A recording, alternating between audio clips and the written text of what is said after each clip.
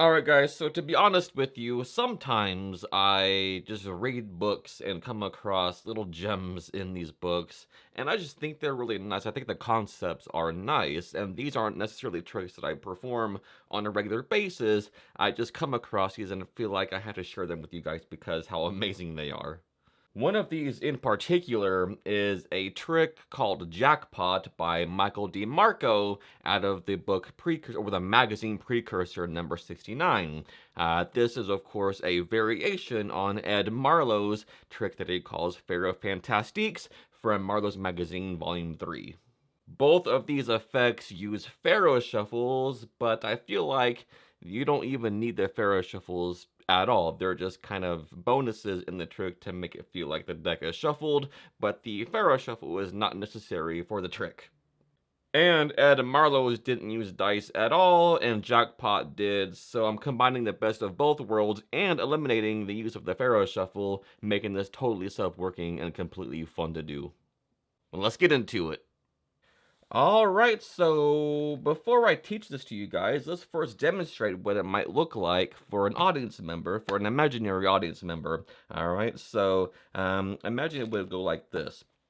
Do you ever wonder why the number 7 is so lucky in card games and dice games at the casino and stuff like that? They might say yes, they might say no, but I want to show you why the number 7 is so lucky in these games. Okay, so here I have some dice here, and in a minute, we're going to deal 4 rows or 4 piles of 7 cards each. All right, our lucky number is 7 always. But before we do that, I want to take the dice and roll them a few times, and when you're happy, just stop rolling when you're happy. All right, and you can arrange these however you want to, in any order that you want to. In fact, if you want to change your mind on any of these dice, you can. It's completely up to you. Let's just say they want to change this one to maybe the number 4. It's up to them. It's completely up to them. Their choice completely. Let's say they decide to switch these two. Completely up to them. Free choice. All right. So before we deal 7 cards each, let's use your numbers for a starting point. So the first one is a 5. So we deal 5 cards. All right. 1, 2, 3, 4, 5. But like I said, we'll do 7 cards each over here. So that's 1, 2, 3, 4, 5, 6, 7. All right. Our lucky number 7 always. Same thing over here. A 4. So that's 1, 2, 3, 4. And up here a 7. 1, 2, 3, 4, 5, 6, 7. We just keep going for the number 4. All right. 1, 2, 3, 4. And a 7. 1, 2, 3, 4, 5, 6, 7. And last but not least, the 2. So 1, 2, and a 7. So 1, 2, 3, 4, 5, 6, 7. Now, these 4 piles of 7 cards each could have came from anywhere. Could have started from anywhere at any point in the deck with your random rolls of the dice here. All right, so on top of the piles here, we might have some cards like the 3, there's a 7, a lucky number. There's another 7. That's good luck already, right? And there's a 10. But maybe we can get a little more lucky with the numbers that you rolled here. First one is a 5, so all we do is you transfer 5 cards from the top of this packet to the bottom. So you can do that. 1, 2, 3, 4, 5 to the bottom. Same thing with the 4 here. That's 1, 2, 3, 4, just like this. Same thing with the other 4. My bad. There's a 4. 1, 2, 3, 4. And then finally there's a 2. That's 1 and 2.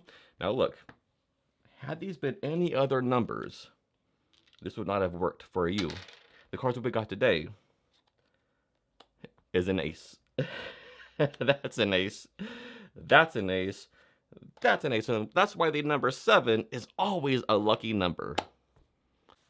Alright, so this trick is completely self-working, my friends. So all you have to do is take any 4 of a kind out that you want and put them 7 cards apart in the deck. And that's it. That's your only setup, okay? So here I have it already, and it's resettable, okay? So just put these on top, put these on top, put these on top, put these on top, put 6 more cards on top. 1, 2, 3, 4, 5, 6. 6 cards, okay? So now each ace is 7 cards apart in the deck, and you're ready to begin. Of course, I'll leave them face up in this example so you can follow them along, but normally they'd be just face down, 7 cards apart. So the first one is 7, 14, 21, and 28. Okay, that's all you need to do. Now you just go into your spiel of all the BS about how the number 7 is so lucky, blah, blah, blah. You start talking about dice and and cards and casinos and getting lucky with the number 7? Do you know why the number 7 is so lucky in these things? Blah, blah, blah, blah, blah. So I'll show you why the number 7 is so lucky. And you keep repeating this number 7, and it's very important here in this case that you say the number 7 and how it's so lucky, and you'll show them why the lucky number or the number 7 is so lucky beforehand. That way you're not coming up with it after the fact, all right? So you want to establish the number 7 before anything even happens. All right, so now you take the dice out and say, in a minute, we're going to deal 4 piles of 7 cards each. But before we do that, you can decide where we start and how it begins and everything like that, okay, with these dice here. And you can have them roll these 4 dice around like this, blah, blah, blah, just like this until they're happy. Now, they really can. It doesn't make a difference how they're arranged or what numbers are on top.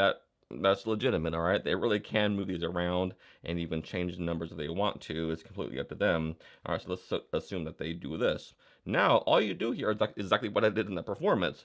Say, before we deal 7 cards, we'll deal your numbers. So we go 1, 2, 3, 4, 5, and then 7 up here. So 1, 2, 3, 4, 5, 6, 7. Now, after you do the 7 up here, you put these cards that you've dealt first back on top of the deck. All right, and you just repeat it for all dice.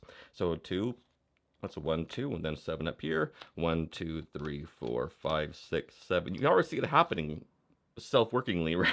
It's incredible. All right, so again, we got the number 3, 1, 2, 3, and then 7 up here. 1, 2, 3, 4, 5, 6, 7. Put these back on top, and then finally the 4. 1, 2, 3, 4, and then the 7. 1, 2, 3, 4, 5, 6, 7.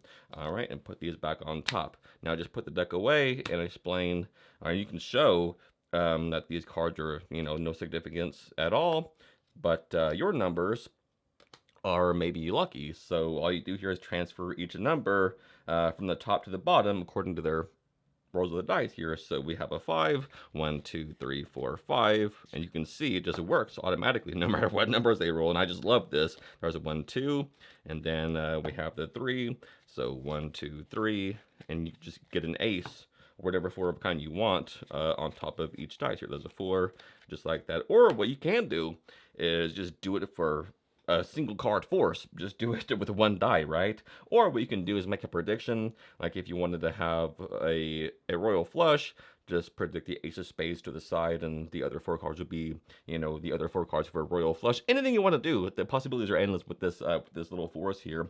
All right, so it can be anything you want to, and I can't believe I've never heard of this force before. It's incredible.